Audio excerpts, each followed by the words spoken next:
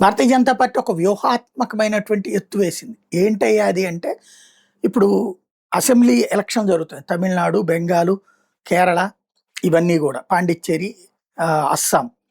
ఇది జరుగుతూ ఉండగా ఇప్పుడే మహిళా రిజర్వేషన్ బిల్లు ఆమోదించడానికి ప్లాన్ చేసింది. కాంగ్రెస్ ఆ విషయాన్ని పసిగట్టింది. ఎన్నికలప్పుడు కావాలని చేస్తున్నారు. ఎన్నాళ్ళుండి ఇప్పుడెందుకు చేయట్లేదు అన్నట్టు. ఇంకోటి ఇదివరకు లెక్క ప్రకారం అయితే నియోజకవర్గాల పునర్విభజన తర్వాత చేయాలి.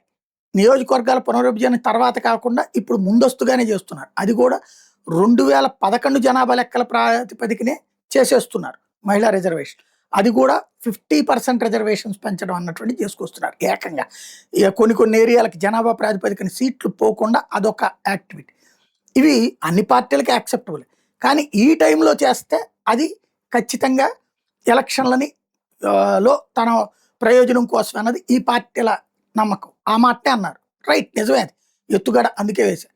వాస్తవంగా ఇప్పుడు బడ్జెట్ సమావేశాలు నిన్నటితో ముగిసిపోయినాయి. లోక్సభ, రాజ్యసభ ముగిసిపోయాక ప్రోరోగ్ అంటారు. అంటే ఇప్పుడు క్లోజ్, మళ్ళీ ఓపెన్ చేయాలంటే మళ్ళీ సమావేశాలు పెట్టంటే మళ్ళీ రాష్ట్రపతి క్యాబినెట్ తీర్మానం చేసి రాష్ట్రపతికి చెప్తే రాష్ట్రపతి ఓకే చేసినప్పుడు ఓపెన్ చేయాలి.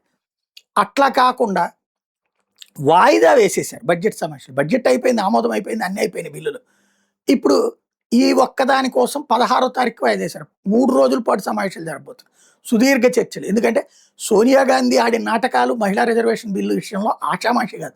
ఆమె స్వయంగా ఉన్న పార్లమెంట్లోనే మహిళా రిజర్వేషన్ బిల్లు 2004-14 మధ్యన 2-3 సార్లు తీసుకురావడం, ఆమె కూటమిలోనే ఉన్నటువంటి లాలూ ప్రసాద్ ఒకసారి పీక్కుంటాడు, ములాయం సింగ్ ఒకసారి పీక్కుంటాడు.